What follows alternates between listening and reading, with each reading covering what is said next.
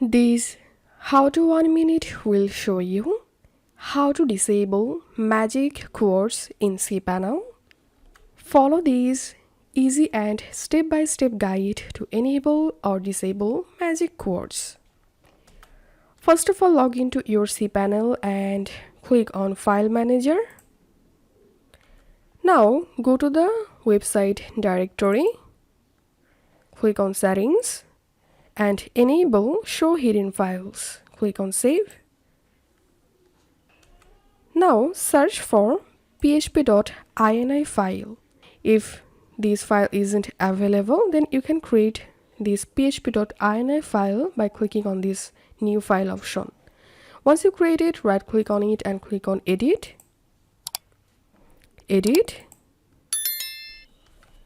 Now add this code to your PHP.ini file. To disable magic quotes, write off, and to enable, write on.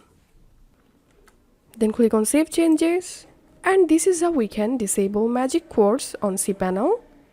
If you find this video helpful, don't forget to subscribe How to 1 Minute. See you in the next video.